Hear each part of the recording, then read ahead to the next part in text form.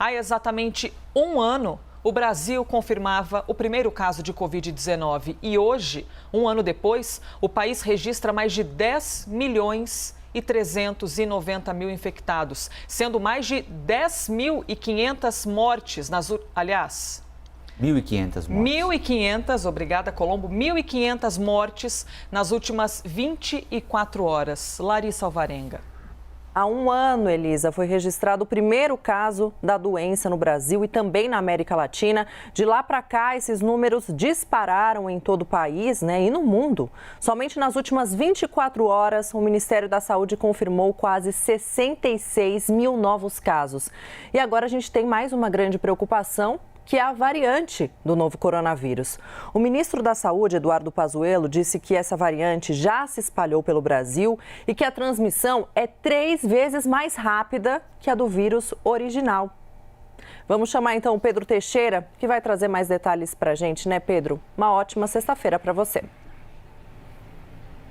Tudo bem, Larissa? Bom dia para você, para todo mundo que nos acompanha aqui na CNN. Essa é uma informação bastante preocupante, né? O ministro Eduardo Pazuello, ontem em pronunciamento ao lado dos presidentes dos conselhos municipais e estaduais dos secretários de saúde, disse que o país vive uma nova etapa da pandemia. Ele se mostrou bastante preocupado com a velocidade que as variantes do coronavírus têm se mostrado capazes de transmitir na população, desenhou uma série de estratégias, principalmente com relação à ocupação de leitos de UTI. O ministro levantou a possibilidade do deslocamento de pacientes de regiões onde eles não podem ser atendidos para regiões onde eles poderiam ser atendidos. De qualquer forma, o presidente do CONAS, que é o Conselho Nacional de Secretários Estaduais de Saúde, Carlos Lula, disse que essa estratégia ela pode se mostrar eficiente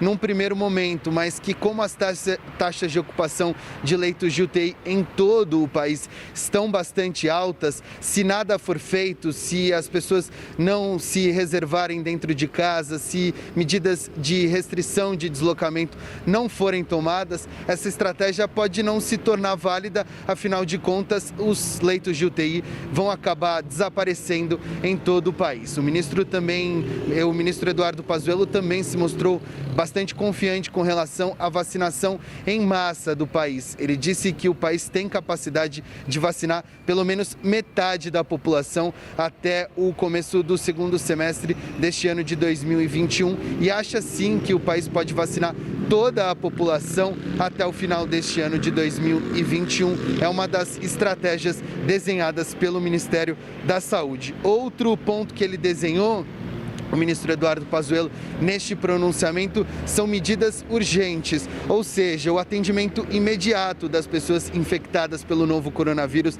nas unidades básicas de saúde. Diz que o Brasil precisa fazer uma estruturação em capacidade de leitos clínicos e aposta muito, como eu disse, na vacinação em massa dos brasileiros. Só para encerrar, infelizmente ontem o Ministério da Saúde confirmou 10.390.461 casos do novo coronavírus e, infelizmente, mais de 251 vidas perdidas aqui no país pela doença. Eu volto com vocês. Valeu, Pedro. Pedro Teixeira falando ao vivo, direto de Brasília. Capacidade de vacinar nós temos mesmo. Já vacinamos 2 milhões de brasileiros em um dia numa campanha de vacinação contra H1N1, contra a gripe. O problema é ter vacina. Se tiver capacidade para vacinar, sem dúvida alguma, o Brasil tem, e não é de hoje. Nós já estamos com o Igor Gadelha, o André Jankowski aqui para nos ajudar a projetar o que vem por aí a partir da data de hoje, marcante, um ano da confirmação do primeiro caso de Covid no Brasil, em São Paulo, no Hospital Albert Einstein, zona sul da cidade. Gadelha, eu tenho uma pergunta singela para fazer para você. O poder público aí em Brasília tem noção da gravidade do que se passa no mundo real? Porque, né, muito palácio, muito carpete, carro oficial, assessor, não é? Aí essa história de Arthur Lira para cá, que não gosta do Rodrigo Maia, o ministro X que não gosta do ministro Y. Eles sabem o que está acontecendo aqui fora? Bom dia, Colombo. Bom dia, Lisa. Bom dia, André. E a todos que acompanham o Novo Dia. O poder público tem noção, sim, da gravidade do problema, mas os discursos e as prioridades estabelecidas por alguns dos poderes aqui em Brasília parecem ir na direção oposta.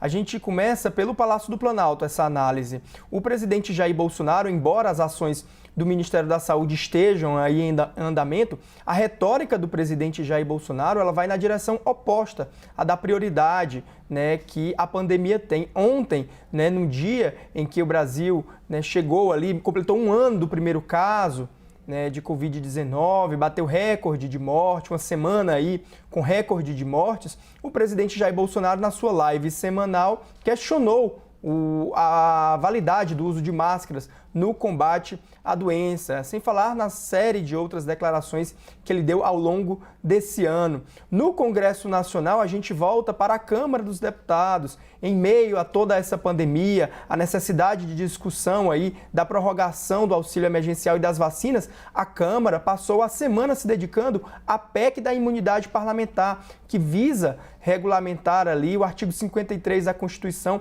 para prever como, em que situações os parlamentares poderão ser presos ou não. No Senado Federal, a pauta principal é a PEC emergencial, que tem ali como base, né, que dá as bases para a recriação do auxílio emergencial. A PEC ainda não andou, há uma negociação de fato no Senado, mas essa negociação foi travada ali por alguns desentendimentos entre os senadores, por pontos de ajuste fiscal que a equipe econômica fez questão de incluir junto. Né? A equipe econômica quer aprovar a PEC que permite uma nova rodada do auxílio emergencial, mas quis incluir ali dentro também algumas medidas de ajuste fiscal. Ou seja, Colombo, embora que a gente converse com as fontes e eles tenham noção da gravidade do problema, na Câmara e no Palácio do Planalto, às vezes, né, as demonstrações são de que as prioridades são outras.